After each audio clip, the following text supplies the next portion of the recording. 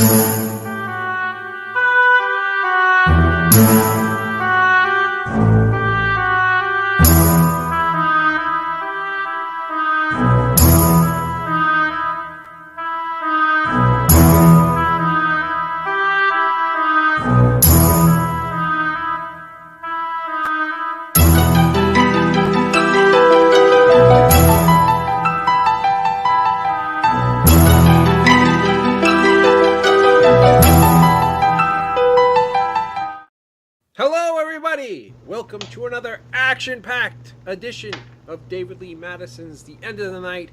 I, of course, am David Lee Madison, the Grand Poobah, the head schmuck, the schmeckle who runs the show. And this right here is my dear friend, my producer, my co-host, and my pal, Mr. Joe Ridgely. Joe, how are you, my friend? I am excellent. I'm glad we got rid of the obnoxious buzzing that was going on. Ladies and gentlemen, it was driving us nuts. Turns out to be me. And, a ring light, but whatever. Nice going there, pal. You know what? I wanna say to Joe, the buzzing wasn't a big deal. He made the biggest mistake a producer can do with his talent ever before any kind of broadcast. Before we came on the air, my dear friend, a buddy now who I've had for many, many years, Mr. Ridgely here, told me I look like shit before the show. I'm tired, I look like shit. I'm a nightmare. He's like literally thinking about calling an ambulance for me. This is the way my dear friend, my producer, my co-host gets me ready for another jam-packed action edition of David Lee Madison's The End of the Night. So I'm going to ask the people out there. Jamie's watching. Jamie, do I look like shit tonight? I mean, she's a beautiful woman and very kind. I'm sure she's going to say, no, you don't look like shit. But she might be honest and say, you know what? She gave us a blank answer. You do blank answer. There you go. I guess that's you look like shit. I said tired. You know, here's the thing. Since our last show, and this year I wasn't an egomaniac, and I didn't have an enormous birthday bash. But just literally 4 days ago was my birthday, and I turned an astonishing 53 years old. You look. Thank you, Jamie. It's very kind of you to say.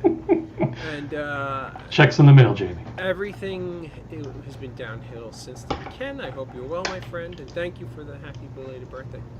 And this year, I didn't want to have the big star-studded birthday extravaganza because, quite frankly, none of those people like me anymore, so it doesn't really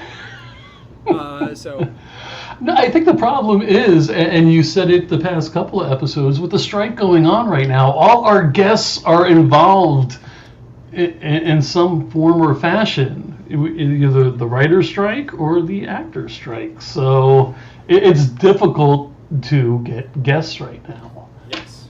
Somehow we managed to get great guests, though. I don't know. We do. I mean, didn't we get John Biner in the middle of the strike? I mean, you worked your magic, man. And we got a great guest tonight, too. Yeah. Oh, I wanted to share this with you and Scott because I got a birthday greeting from the former President of the United States, President Jimmy Carter himself. Nice. And he had a great, I didn't even know this, I was aware of this, but he thought the John Biner episode was hysterical. So we literally have ex-presidents laughing at us on our silly little program here. But, I mean, pretty much everybody who watches this program. By the way, I was watching Wendy's last show, The Sticky Microphone. And, dude, I literally was blushing. You? From 3,000 miles away. So you're referring to the end of the show. The end of the episode. I was actually out, and I caught the last 15 minutes of the program. Oh, my. And I thought when I was growing up, there was something called Nightcap on WHT that I would sneak down when my parents were sleeping and put on the old Nightcap on WHT. And I literally thought I came in some chick wanted to mount me. That was interesting. How do you think I felt blindsided by what she was? Okay, this is an actress who was in the original Scream movie, and she, she was getting a little naughty. No, I could see it was a wonderful. Actually, it was a lot of fun, that program, and I thought it was. Ken says, "I seen you came to Canada and you didn't come." Ken, I don't know where in Canada you were. You realize how big Canada is? Yes, I'm one little guy in a giant country, and I spent most of my time probably what would be the southeast region of Canada. So you were staying like basically New York part. Canada? No. I was in, I guess it's Ontario and Toronto. All the parts that are. I stayed on the Canadian side of the falls. The spaceship restaurant was really cool looking. Yeah, that was in Canada. And then the view you guys had from one restaurant, it was like on top of a hill. Looked like on the Canadian side, looking at the falls. That's actually a restaurant that has, believe it or not, it's an IHOP. Really? And it's on top of one of those like pin needle kind of restaurants on top. And my wife, my daughter, and I had IHOP breakfast for 3. And guess what it cost for 3 breakfasts at IHOP? Not Canadian, if you translate it to American money. I'm assuming Canada is more expensive, so I'm going to say $40 for 3 people. It was 113 American dollars for 3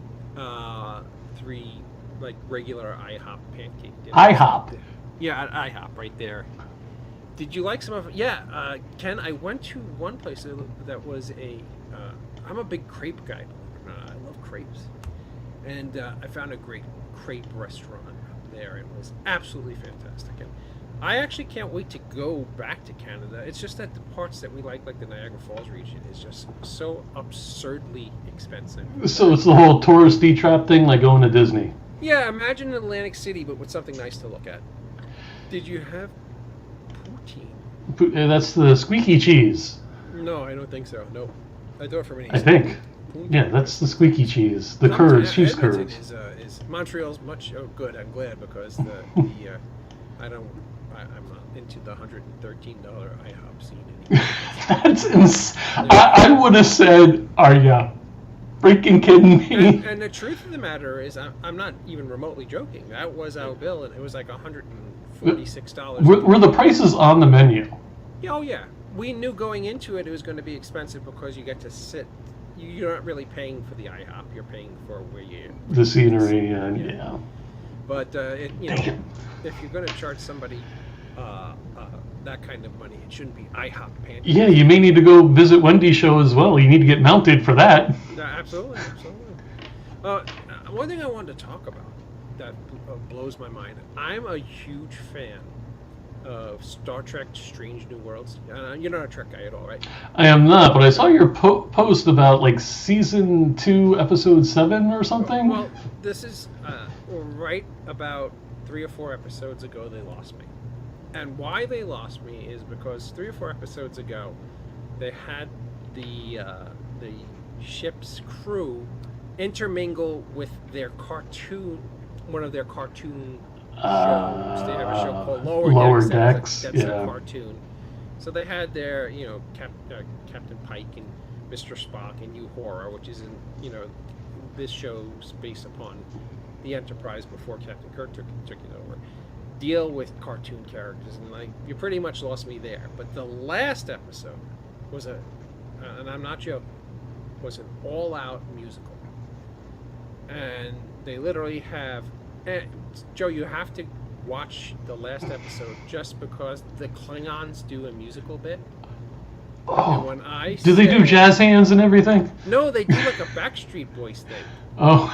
And when you see this, dude, you literally just look at the screen and you're like, this is one of the rare occasions that I wish I wasn't so anti-gun, because if I had a gun in my house, I would have shot myself in the face. It was literally horrifyingly bad. You have to do local restaurants and run chains. Okay, I got you. It was just really, it was a spur of the moment kind Well, yeah, I mean, you want to be on the freaking sky thing and it turning, and you're paying for that. You're not paying for the. Yeah, I get it. But my point's more that if you're going to charge that kind of money for pancakes, it shouldn't be IHOP pancakes. Is really all my point is. Or if I'm 6'7", I should get unlimited pancakes for that much. I should get unlimited pancakes. Yeah. Usually, all us 6'7" guys get our unlimited bonks on the head when we go through doorways because people make them small. Yes. So my birthday went by, or as I like to call it in my household, Passover. Well, that was a funny post of you celebrating your birthday, and it was just you on your patio and a beer. So. Oh yeah. Well, that's what happens when you invite 55 people and you get 55 no's. You literally sit on your porch and you drink Jack Daniels by yourself and weep and wonder about your life decisions. Wow, coming from a guy who doesn't drink. Okay, good to know. It was a good day to start. Wow, we're running late. Without further ado, let's bring our co-host, our beloved pal, a legend, an icon, and just an overall swell guy. Ladies and gentlemen, Grunkle Scott Schiaffo. You forgot sexy. That sexy bastard Grunkle Scott Schiaffo. How are you? You guys, man. You're too kind, man. How are you? I'm good. Hey, Ken. I'm doing really well. I'm listening to you talk about Canada, and I'm realizing when I was up there recently, I didn't really go anywhere or do anything outside of the con, so I didn't notice the crazy prices. No, in all honesty, and I'm sure a lot of people who watch this who live in Canada will say, I think that was literally a product of being in Niagara Falls, and because Niagara Falls is when I went further north up towards Toronto and I had crepes. The crepes were appropriately priced like you'd pay in the United States. They were like $18 for crepes, because it was a nice crepe place. So, yeah. Cornwall is a small Canadian town. Oh, sweet. Does it say Cornwall? Or... Yeah, Cornwall. Yeah, that's where the Cape was, where I had been, whatever it was, 2-3 months ago. It was very nice. I had a great time, but yeah, those are crazy prices, bro. For that should be like steak and eggs for that price. Yeah, it's funny. When I got to the border, I hung out with the guys. We all had to laugh at your expense. They still have a picture of you up there. It was. I'm like, literally, when I was going through, I literally wanted to go to the border patrol guy. Can I live stream my friend? You say hello, and he just looked at me like I had 5 minutes. That's awesome. West Edmonton Mall has outrageous costs. Wow. I think Edmonton is on the west coast of Canada, as far as I know, right? Is it, Scott? Or are you not a big geography guy? Cornwall? No, Edmonton is. Oh, I'm not. No, I'm not. I wouldn't know. I'm not sure. I think the meat and potatoes of everything that we hear about, is more or less on the more east to middle of the country. But right. I don't. The south east of Calgary, but Calgary's on the west coast. I know that. That's where Brad Lurie, Michael Myers. You see, Florida and Canada have something in common. We have the highest inflation rates right now. Oh. Brutal, man. They don't have DeSantis, so they're 100 steps ahead. Well, you know what? Before we bring our wonderful guest and dear friend of mine out, Scott, is there anything that you have? Oh, wait, what do you got behind you back there, dude? Is that your guitar? Yes, that is the mighty Jumbo Guild. Dude, before we bring our esteemed colleague and friend out, can you just play a little bit on the guitar for me? Okay, we'll play a quick little ditty. All right. Is it going to be about Jack and Diane? We could do that. Okay. This is one I do every day with Doris. On top of spaghetti, all covered with cheese, I lost my poor meatball when somebody sneezed. It rolled off the table, then onto the floor, and my poor meatball rolled right out the door. It rolled in the garden and under a bush. And then my poor meatball was nothing but mush. Wah, wah, wah, wah. Ladies and gentlemen, Mr. Scott Schiaffo. And if he gets struck by lightning right now, I would say it's probably by John Denver, ladies and gentlemen. Oh, Scott, I think we're going to have to cut that up and we're going to have to get it on TikTok or something. Well, then let's make sure we don't get any infringement on that. I don't even know. You could end up with a licensing problem. That's on top of Old Smoke. My mother-in-law loves that, and she's in tears every day when we do it. And the beauty of that is like it's new every day. So without further ado, let's bring out this young man who not only is a great director, a great writer, a great producer, and a great cinematographer, and just a really wonderful knowledge of everything that is independent film, and a great guy. I mean, I reach out to him all the time with questions, and he's really kind and generous with his knowledge, and answers my stupid questions like an old hack has, and just a great guy. Ladies and gentlemen, Mr. Paul Del Vecchio. Hello. Hey, brother, how are you? I'm good. Thank you for that very nice intro. Oh, it's absolutely my pleasure. Thank you for doing our show tonight. Yeah, of course. Thank you for having me. What do you think of Scott's number there? Do you think he has like Weird Al potential? You think the record deal's coming? I think so. I think so for sure. You should try out for American Idol or America's Got Talent or any one of those. Did you guys see which one is the Simon Cowell lately? Which one is he on now? He was like the Grand Poobah. He was the guy from. He was on Idol, but what does he do now? He's on America's Got Talent, or I think he's on Britain's Got Talent also. The He Got literally Talent shows. now looks like the Crypt Keeper. It's horrifying. Really? I haven't seen him lately. I don't know what happened to him. I think he had a rough ride. I don't know. Did he like something bad? Like he broke his back or something? Didn't he crazy have? like that? All kidding aside, didn't he have a bad bicycle accident? Like a horrific I know he bicycle- was. He had a bad. I don't know how it happened, but he was laid up a long time. Wow. How the hell are you, Paul? I'm sorry, I'm diverting from our talking to you at stupidity of Simon Cowell. No, not at all. I'm doing well. I'm going to ask you some questions that I know we have tons of filmmakers and lots of independent filmmakers who watch this show. I'm going to kind of pick your brains because I have the utmost respect for you. First off, it was an absolute pleasure working with you on Stephen Menez's Malevolence 3, and your work on that was fantastic. Likewise. Tell independent filmmakers out there like yourself, what are your thoughts on the state of making independent films now with the availability of such wonderful technology like iPhone cameras and inexpensive cameras that now shoot in 1080p and even 4K? Well, what do you tell a young kid who's just getting in college or a young person who's in high school who wants to make their first independent film? What is some advice you would give them as far as the technological standpoint of that? Ooh.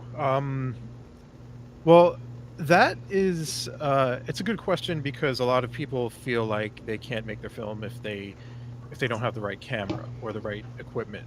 But pretty much everything is legit nowadays. You know what I mean? Like you can have a legit picture out of pretty much any camera, even your iPhone.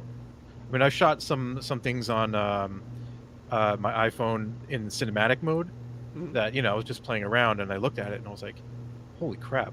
Like that looks really, really good. And it fakes the depth of field and all that stuff. So you have a lot of control with that stuff. So pretty much anything nowadays, it's like whatever you really can get your hands on. A lot of people, they kind of, with like mirrorless cameras and like the Sony cameras like a A7S or something like that, they'll be like, oh, well, it's not as good as a Red. And yeah, I mean, technically, maybe not, but you still get a very, very legitimate picture out of it, which Right. honestly, and then you could go to different like websites and get like transforms and stuff to make things look like other cameras. Mhm. So it's really whatever you can get your hands on, like whatever you own or whatever, whatever camera that you can just go out and buy, that you can afford, just get that and, just start making movies. And there are things now like LUTs that can allow you to make a film on your iPhone or on a very inexpensive DSLR or even a bridge camera that allow you to have the look of some of the biggest films in Hollywood, which are really cool. A question I have for you is that, have you saw this new AI technology where you can feed a program? I thought this was really cool, and I'm talking to you more as like a geek now about this kind of stuff than as a host. But did you see there are these platforms now?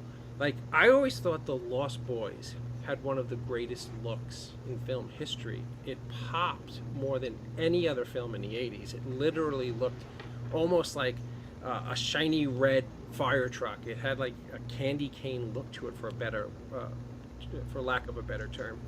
And from what I understand now, you can feed into AI programs.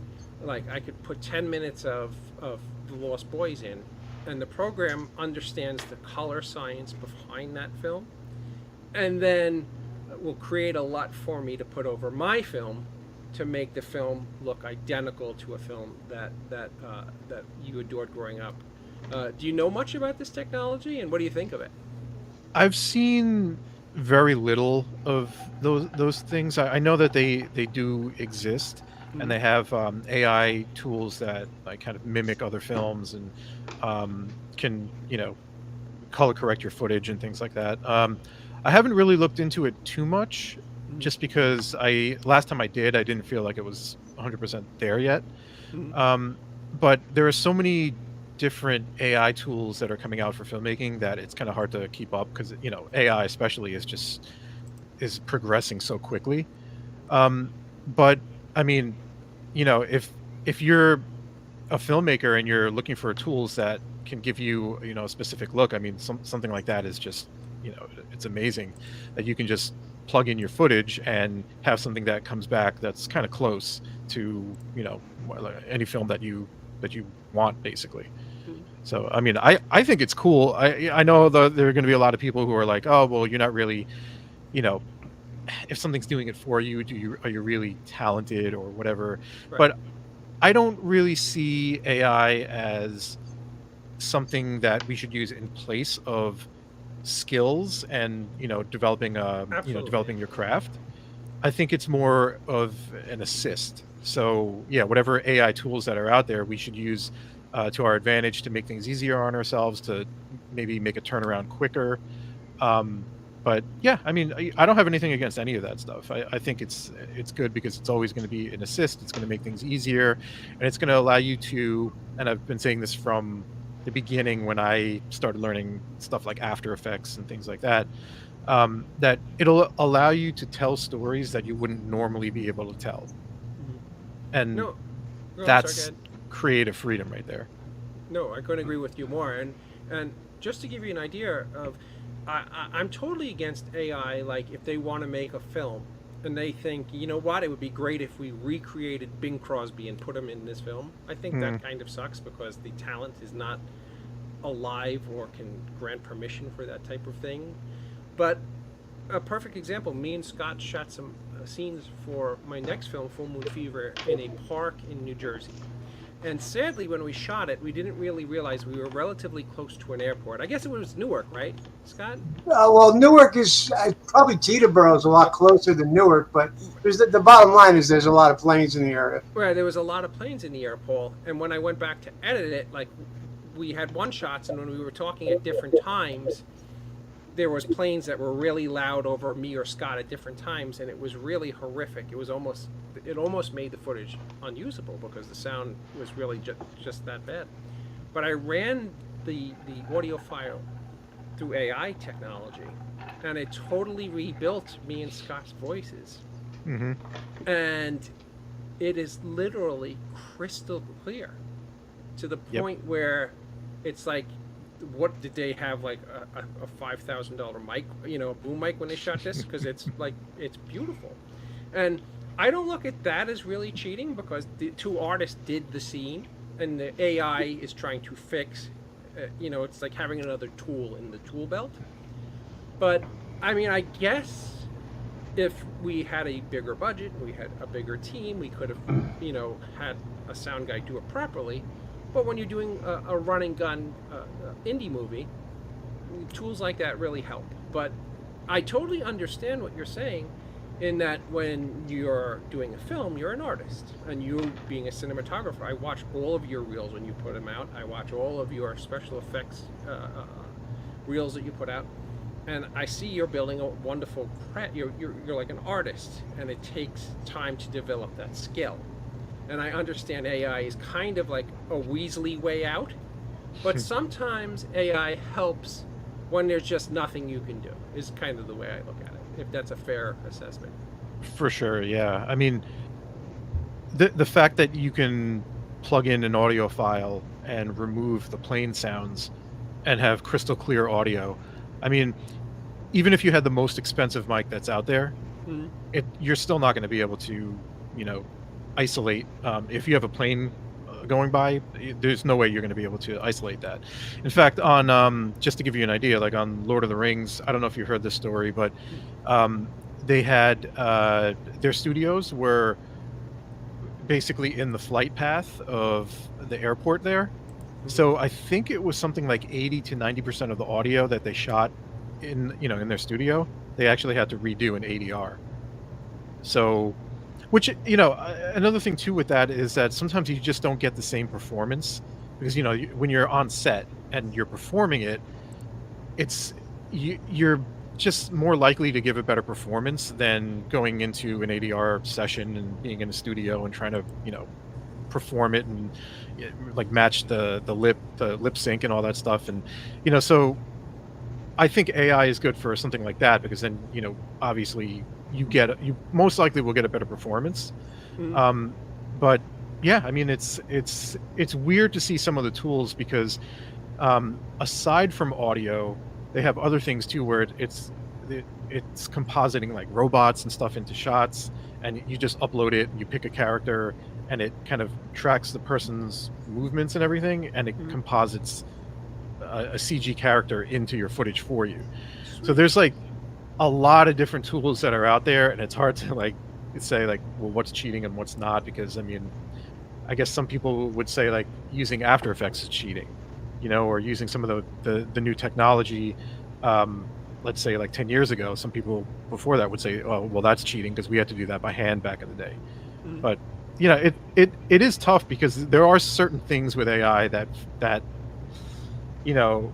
they just, it almost feels wrong. Like you said, like putting an actor who has been dead for like 50 years, putting them in a movie. I don't know. I mean, there's some ethical questions and things like that, deep fakes and stuff like that. But overall, I mean, as long as you're using AI as an assist, I think that's absolutely that's the way to go, I think. And you also maybe have to look at it as artistic license. Like, I think An American Werewolf in London and its sequel, An American Werewolf in Paris, are probably the two greatest examples of this of all time. American Werewolf in London, the werewolf was done practically by the great Rick Baker, and literally took 7 or 8 days to shoot his transformation scene, and every shot, every frame of that transformation scene is practical. And then 20 years later, they do American Werewolf in Paris, and the transformation scene is completely CGI. Now, when you watch it, and this is, I'm not trying to be critical, I'm just being honest, as far as people may look at it totally different than I do. But when you watch American Werewolf in Paris, the transformation scene has absolutely no feeling to it. There's no, you don't feel like the character is going through any kind of, like when you watch American Werewolf in London, David Norton, you feel for that son of a bitch, because he looks like he is in agonizing pain, and the transformation is horrific, and it scares the shit out of you. It really does. Especially when I saw it when I was 11 when it came out. And then you watch American Werewolf in Paris, where the entire transformation was done in CGI, and the character elapsed. They could have, in American Werewolf in Paris, if they wanted to take the time and effort, they could have done things practically and made it much more, I think it would have worked a lot better. But it was an artistic choice for them because I'm sure American Werewolf in Paris probably cost substantially more than American Werewolf in London did. So you think the CGI cost a whole lot more than the practical? Yeah, I would assume so because Even at that poor of quality? But you got to remember, Joe, that movie came out I think 20 years ago. So at the time, it was the gold standard of CGI. Yeah, but even back then, I was like, what the I mean, hell when am I watching? you paid Rick Baker and like his 6 dudes, you were literally paying them whatever makeup scale was. The CGI on American Werewolf in London, in Paris, probably had 30 digital creators working, weeks if not months doing that transformation stuff. No, it was early CGI though. But yes, yeah, you said it was the top of the line at the time, but Right, it didn't hold up well in my Right. So I mean, I guess that's really just the point I'm making is that as far as those digital creations in comparison to stuff that you do in camera, I think at this point, especially with studio pictures, is more of an artistic choice than it is anything other than that. But you also get into the greed factor as well when they hire like a stand-in, and then they figure they can use that stand-in for whatever movie they want for the rest of whatever. Oh yeah, you're talking about like what they're striking about now. Yeah, that's just a totally different like problem. Okay, fair enough. Sorry. No, don't be sorry. You know what's funny? There was a movie when I was a kid called Dead Man Don't Wear Plaid with Steve Martin. I've seen it. And what they did there was extraordinarily clever, is that they didn't recreate actors from old films. They just took footage of them from old films and recreated another movie with Steve Martin in it. And when you really think about it, I guess, Scott, wouldn't you think that that's kind of similar to what the AI issue is? Well, no, I think because they're using the actual footage, and that's part of the joke, I think. Right. So, I mean, you're putting together a compilation of the performances that were real and do exist, as opposed to a computer creating that person. But this is it's a wonderful conversation, but there's so many angles to all of this. Right. There's also technology, the technology that exists today, right now, today, and the technology that will exist in the future. The tools are one thing, but you can't. Hopefully, you can't replace.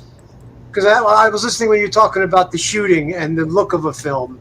Mm-hmm. Now, there's a lot of films that look wonderful, but maybe the story is weak and the acting is weak. But it looks great, but it's still not going to grab you. So, there's a lot of things that need to be on point for a film or a piece of music to get to your heart and soul. And I think a lot of that is, somewhere in there is the human touch, even when you're using all of the technology tools. What you're talking about with the audio, there's amazing audio tools that aren't AI that could do close to what you were talking about happened in our scene. Because I've actually done some of that in my studio. And of course, you can't work miracles, but you could with a EQ notch, you could find the actual place where that plane sits and notch it right out. Right. And you might lose a tad of the high end of the voice, but you'll lose the plane. But this is a conversation we're going to continue to have for a long time because technology is never going to stop. Technology is, really it's amazing and it's twofold. It's a double-edged sword in a lot of ways. Yeah, there's an AI program that we used recently on something, and I forget what it was. I think it was to clean up dialogue, and there was music underneath it. And they wanted this soundbite, but I was working on a promo, and they wanted this soundbite, but there was music underneath it. And then the guy was like, "Oh, send it to this guy. He uses this program that can remove and actually separate the voice from the music." And then I was like, "Oh, okay, cool. That's kind of cool." And I was like, "Yeah, this is not going to work." And then, he sent it back, and not only did it remove the music, but it gave me splits where it was dialogue on one track, music on another, and they were completely clean. And it was just like, I couldn't believe it. I was like, holy crap, really? This is where we're at now? And I mean, AI, it's progressing so quickly that, like, I in a year, I'm scared to see what we get, and that's just audio and separating music and dialogue. Imagine what we can do with pictures and video.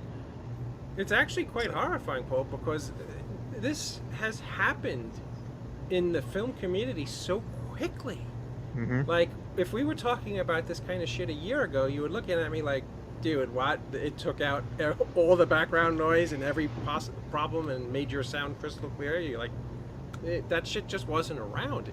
It had to be cleaned up, as Scott was saying, through finding the proper tones on an EQ setup to clean up the sound. But now it's literally, you drop and drag your sound file, and 35 seconds later, they spit out something that sounds like it come from Skywalker Studios, and you're just like, how does that happen? And it's not even about just it's EQing it. What it's doing is actually filling in the blanks. Right. So it's actually it's understanding where something sits in the audio spectrum. I mean, sorry, I don't want to get too like crazy, but No, I get it. It's doing that. But then if you remove too much of a certain frequency, you're just going to lose, the voice or the music. But what it does is then analyzes it and then it fills it back in. Correct. So it takes the missing parts and fills it back in, and that's how it's able to, separate all that stuff. And it's just, it's not something that you can do with just off-the-shelf tools. I guess current off-the-shelf audio tools. So yeah, it's pretty amazing. Some of the stuff that's coming out. It's interesting what you're saying right there. Made me think of compression in general for video. When they were compressing video to get a smaller, lighter file, it was removing frames and then intelligently replacing colors and things that it removed. So that's part of compression even. And you know what's so cool about But that's not creating a person. The thing that I think is nuts is that you can create something that's very lifelike and human that isn't at all a human. Scott, what was amazing is that what really worked about that scene is before we started shooting, you and I sat down, if you recall, and we discussed the scene, the mood of the characters, what has happened to that point in the film, and we had a really great in-depth conversation about where your character should be, and you really ran with it, and you gave me wonderful performance. And what's really cool about the AI in that particular thing is that the program understood where you were going with it, and your inflections and everything are spot on. It's really, I can't wait for you to see it. It's kind of mind-boggling. I can't believe this, Matt, from Libmatic Films. I didn't even know there was an American Werewolf in Paris. That's okay. Half the country didn't know there was an American Werewolf in Paris. Wait, there was one hit song from it, though, if I recall. Yeah, from Bush, I think. I would have to look it up. But... No, Bush did the Halloween. No, that was Creed. Creed did the Halloween. Believe it or not, they did "What's This Life For" the Hollow H2O. Gotcha. And there's even a Creed Halloween video, which is really weird seeing you're a Christian band. So, Paul, tell me a little bit about some of the short films you directed. I would love to hear about Mimic, first of all, because that just looks really cool. Mimic was a fun one because so that one I did with my friend Dave Dumeng, and I've been collaborating with him on a lot of different projects. But Mimic was Dave was he was living in North Carolina for a few years. He originally is from New York. He moved down to North Carolina, and then I think the day he came back or the day after he came back, we shot Mimic. And we were like, he was like, I can't wait to start working with you again. And I was like, well, awesome, because I have this short film. Let's, I just didn't have the ending to it. So we kind of were talking and discussing it. And he was like, oh, well, what about this? Because the whole thing was like, there's a twist of how like the thing is mimicking what he's doing. It's just taking it to a more aggressive level. And so I was like, it needs to, like, he has to kind of do something where, and I hope I'm not giving it away, but it kind of it leads to, well, it leads to something bad in the end. And so I was like, well, how do we do this? And he was like, oh, well, what about this? And if you watch the film, you'll see, it's a scene in the mirror. But yeah, that film was good because we shot that in I think it was one night, and then we did some reshoots. I think it was like a couple days later after we had a rough cut together.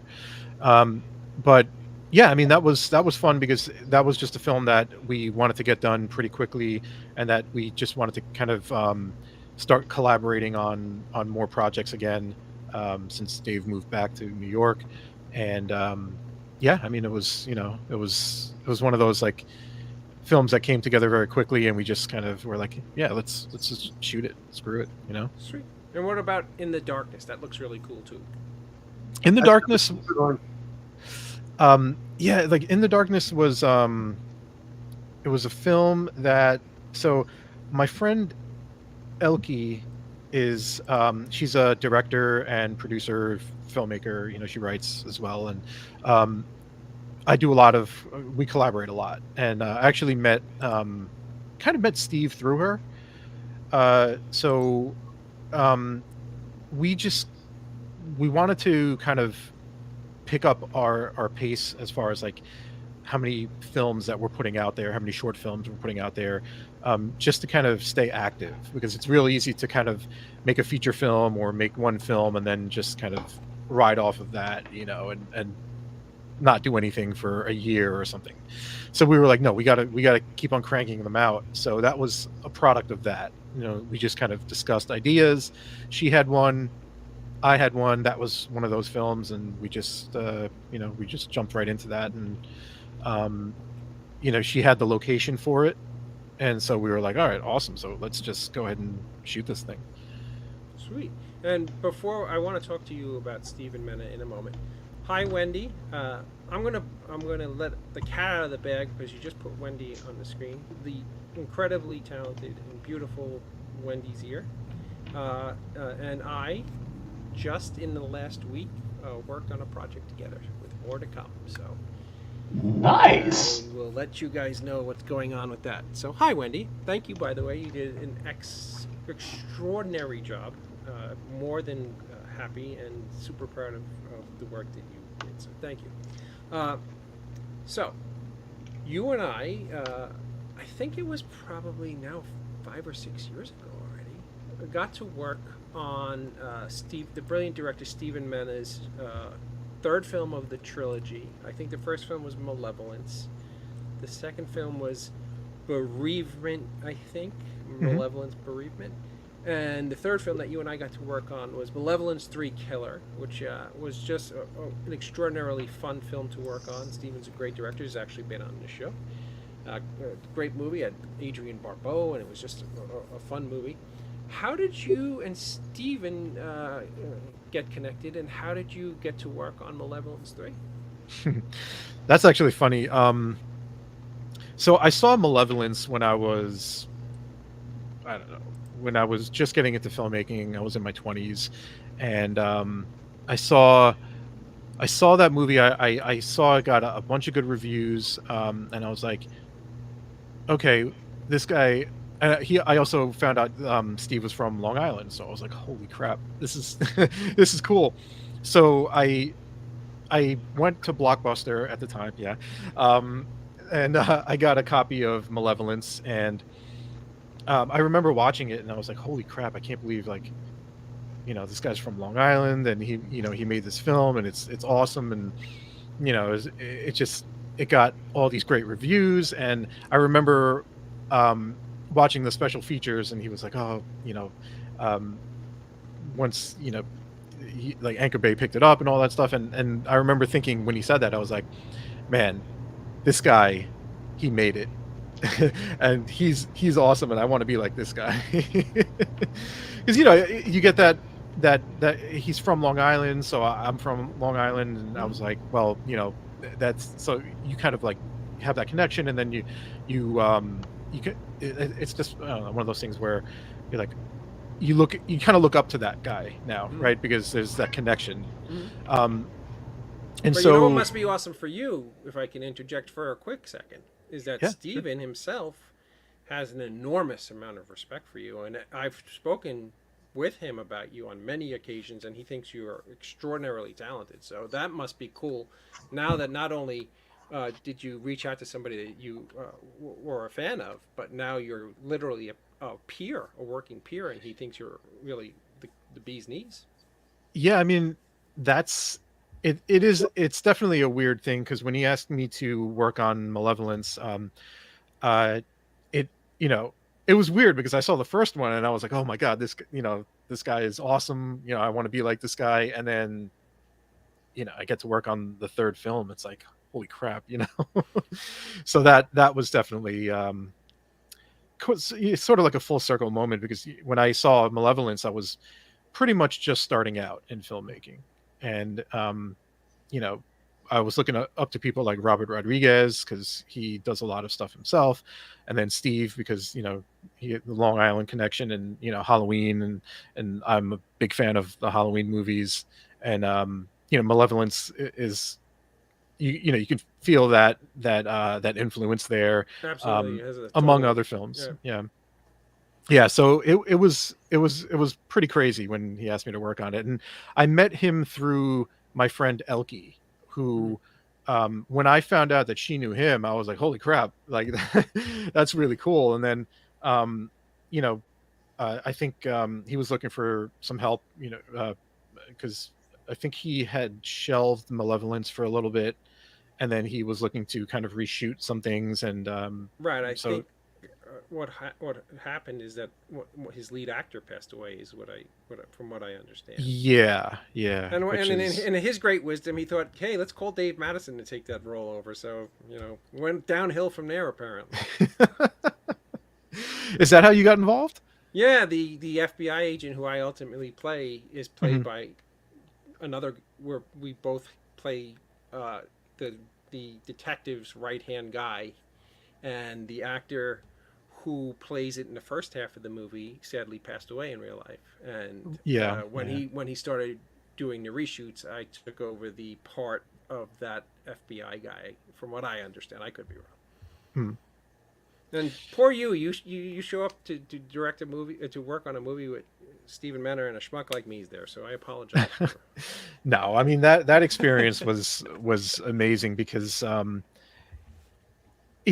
seeing the first film and then actually going to the location or the area where it was shot was kind of weird. It's always weird, right? Because you see something on film and then you're there in person and you're like, oh wow, I guess I can kind of see it from this angle, but it just looks, you don't really recognize it. And then when he points out like, oh yeah, this is, the farmhouse. And I was looking at it, I was like, holy crap. Yeah, that's right. Yeah.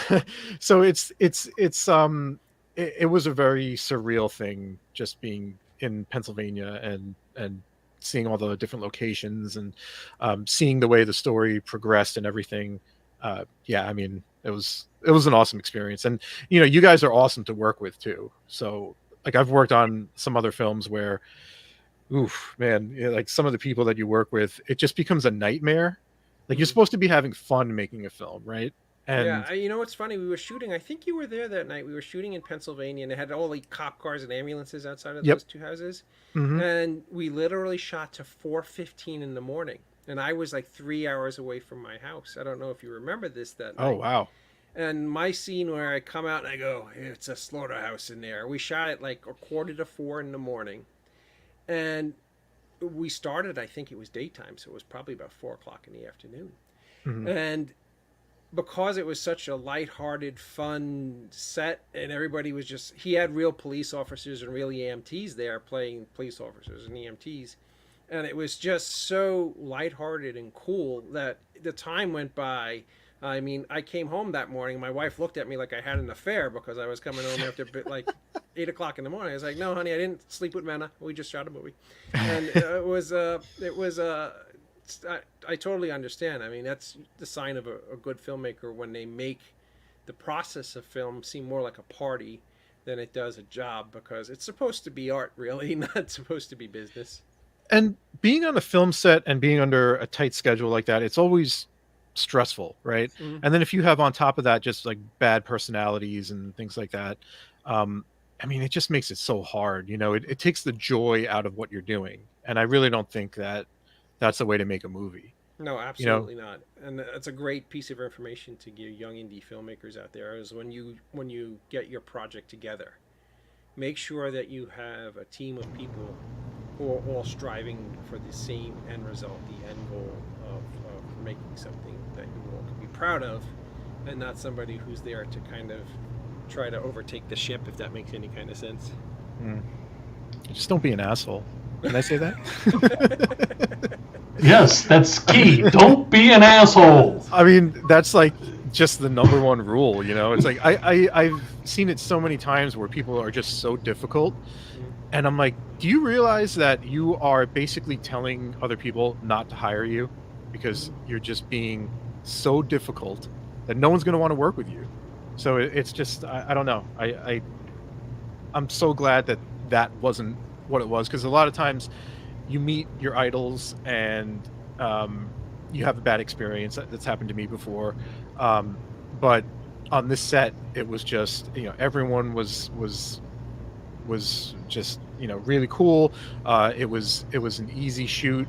There wasn't anything crazy that happened. There was no, there wasn't like some crazy producer screaming at people just because he felt like he could. And that's how, some people feel like they need to get respect from people. So it was such a good set to be on. It was a lot of fun. No, that was all, and you were absolutely awesome. I remember you at this shot that we shot in the kitchen, and you and Steven were over there, and you guys were discussing. I think you had a new Black Magic when you were shooting that, and you guys were discussing between the pocket cinema and the bigger unit on the logistics of shooting within the house. It was like, wow, that guy really knows his stuff. So you guys were awesome. So Paul, what are you working on these days? What are you excited about? I see you put up a lot of educational posts, and that is beyond awesome for somebody who's as talented as you are to do. It allows a lot of young filmmakers and a lot of people who want to become artists to learn things. Not everybody who has the amazing talents that you do are as generous with them as you are. So thank you from the heart of all filmmakers out there.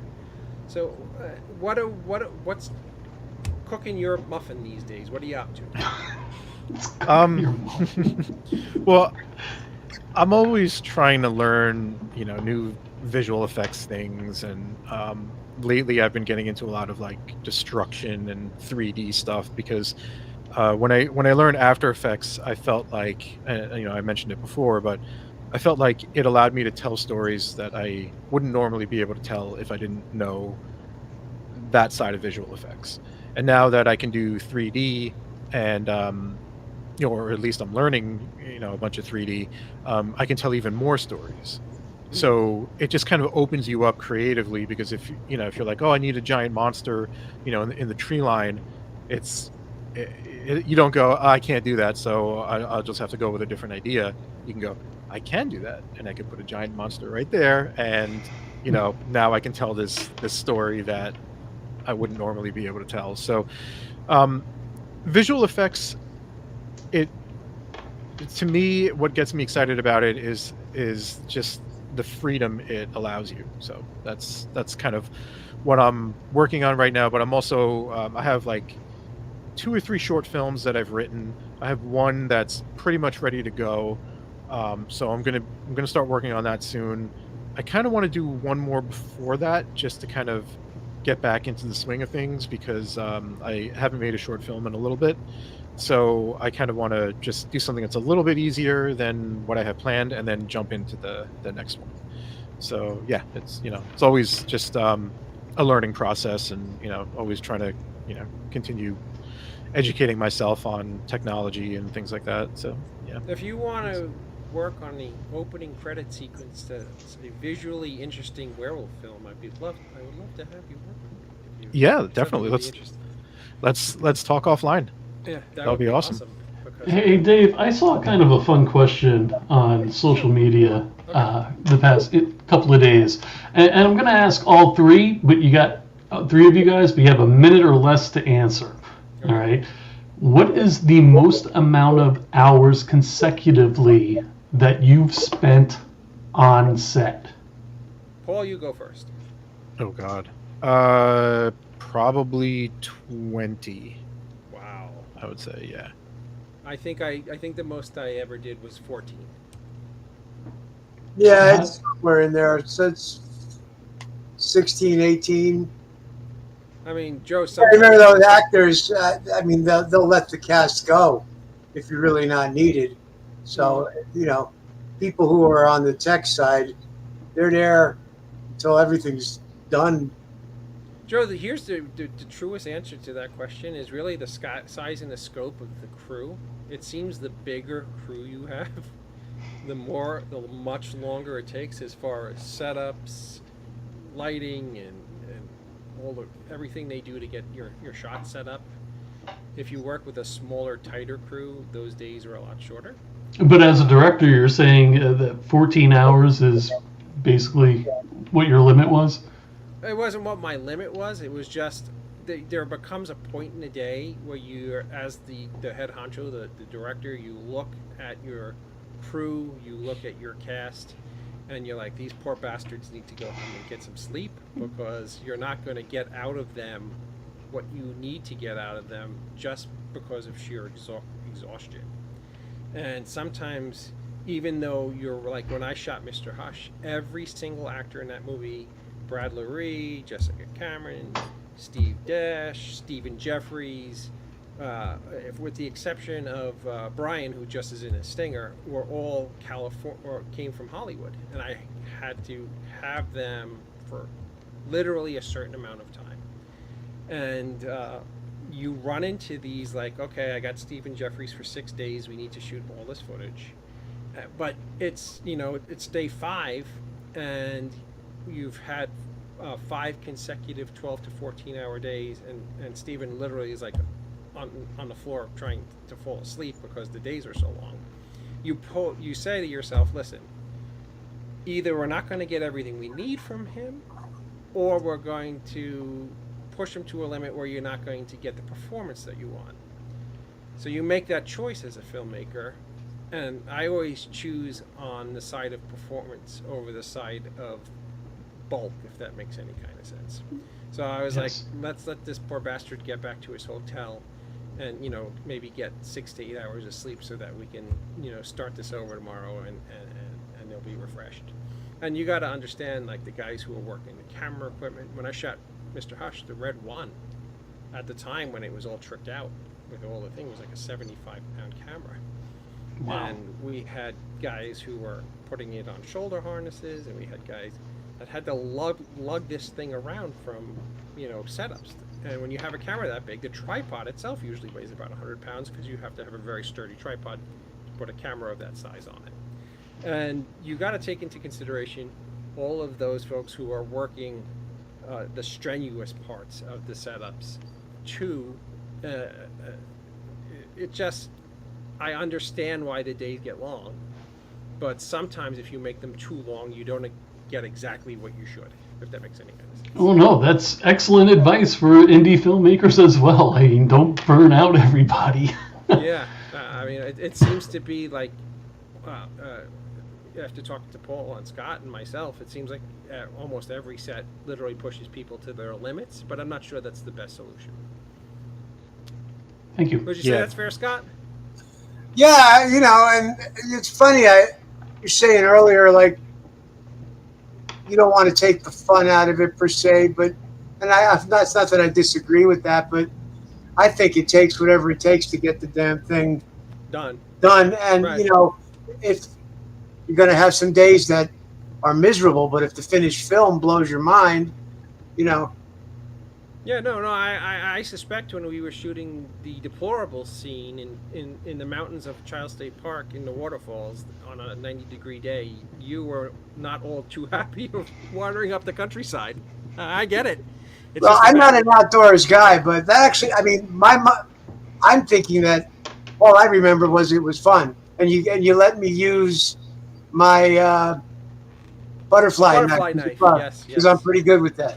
yes. That's from growing up in the streets of Garfield. And I suspected that if you collapsed, we would have just had Snitsky carry you out down the countryside. Well, you just need the paddles for my device to shock me With back. that being said, Paul, where can people who are watching us tonight, who are filmmakers or in the film industry, find you on social media to hire you for your great skills? Sure. So youtube.com/@PDV. So just my initials. Twitter, I'm at Paul DV, and what's the best? I guess my email is paul@pauldv.net. So those are probably the best places to get me.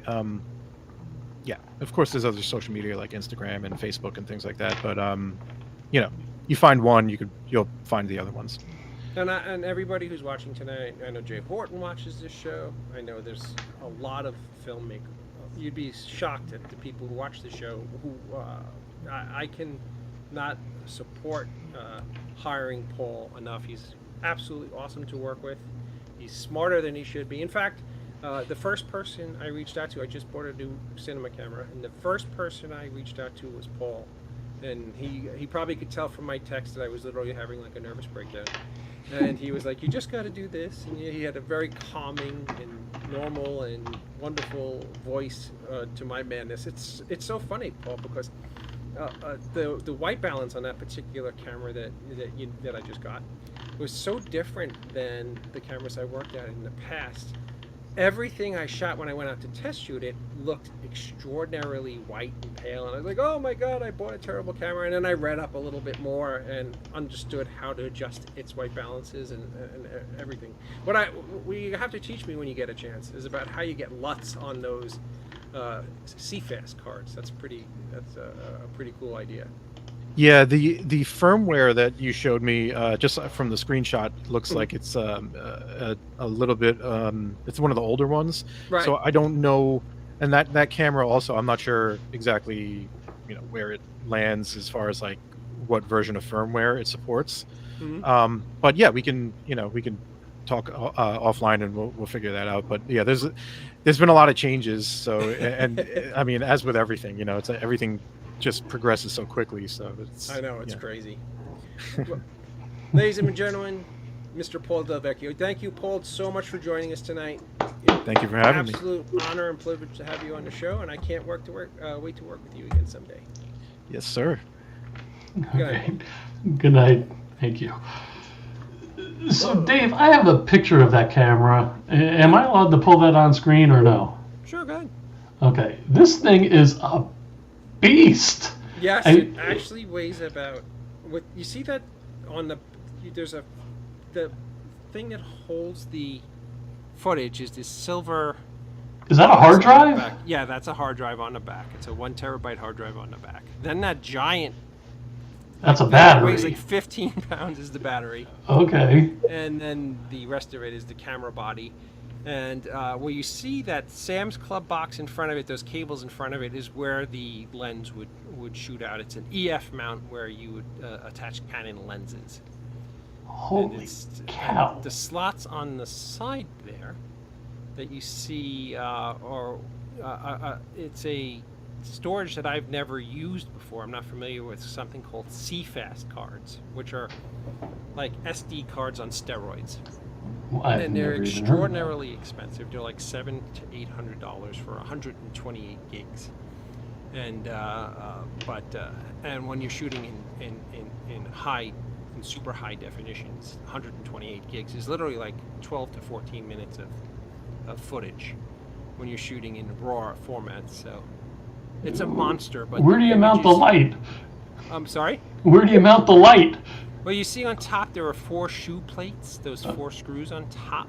Gotcha. You can put a boom mic up there. You could put a light, but usually when you're shooting a film, you have lights on C-stands, which are around the camera, not on the camera. Good to know. Holy, that thing is what's definitely... really cool about that particular thing is most of them don't have built-in monitors that are that big. That's a 6-inch built-in monitor that literally flips out of the camera. Nice. So it just saves you another piece of equipment that if you're in the field that you don't have to carry out. We've got Big Ed in the chat. Oh, how are you, Ed? I hope you're well. Why isn't it pulling up? Come on. There you go. Nice. He's a great guy. I love that guy. Ed. We never had a werewolf episode. Are we waiting for Ed's movie to come out on Blu-ray and DVD? I'm waiting for both your movies to come out on Blu-ray and DVD. Just do Ed's show. His werewolf movie's going to be way better than Oh, we love Ed. There's no doubt. We kind of like Dave. We love Ed. Okay. With that being said, I want to thank Paul for joining us tonight. Absolutely an amazing knowledge of filmmaking and all the nuts and bolts part of filmmaking as far as cinematography and camera equipment and all that. I mean, I could sit here and pick his brain for hours, but I don't want the poor bastard not to take my calls anymore because he's a schmuck. I tell him the same stuff over and over again, and he keeps doing the same thing. But no, he's really a great guy. I loved working with him on Malevolence 3. And actually, I would love to work with him on Full Moon Fever. With that being said, anything you guys have to want to say before we wrap this baby up? No? I'm golden. I'm good, guys. Do you have any shows coming up, Mr. Schiaffo? September. It's a bit away. It's the last weekend in September. It's called, oh man, you put me on the spot now, I don't know. And it'll be my luck that's one of the promoters will be watching. And I'll be like, F that Schiaffo, we can't even promote the convention. Fright Reads. It's on my Facebook. I think it's called Fright Reads. Then I have SC Horror coming up down in South Carolina. Maybe Wendy can come down and have a burger with me. There you go. Hey, I've got Phantasm in mid-September as well, that I'm going to be there all 3 days. I'm going to do some panels and going to host some panels and stuff. Should be a good time. So if anybody's in the Orlando area, I think September. my con's the same exact weekend. About 900 miles up in South Carolina.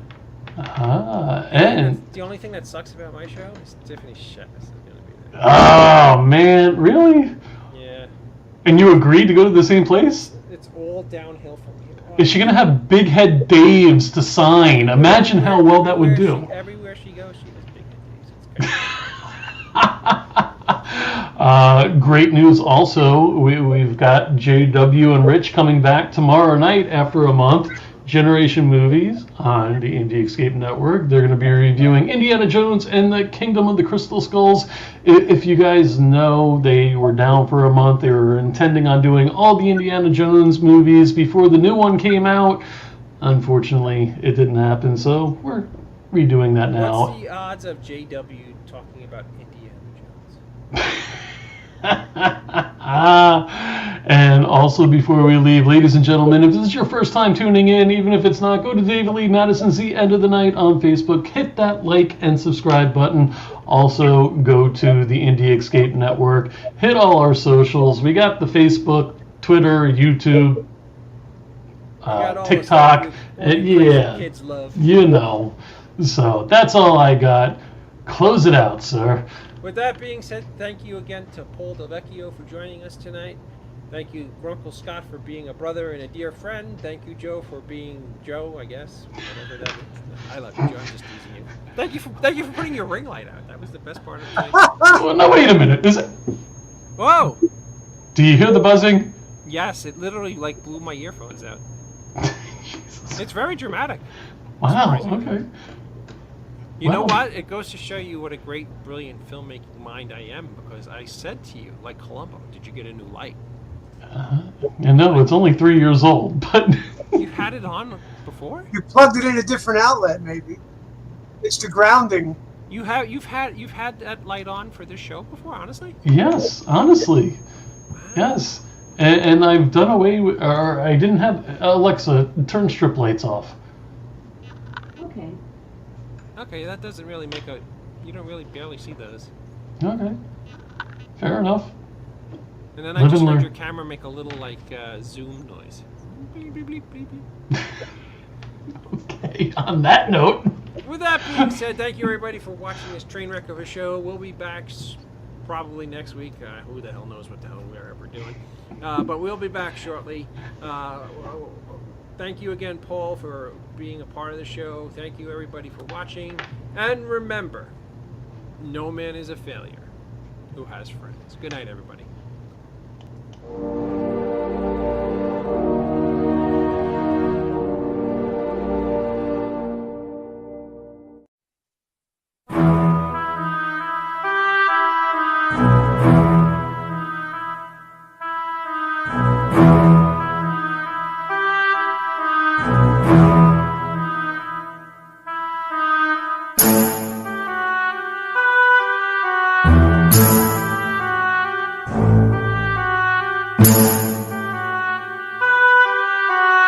Thank you.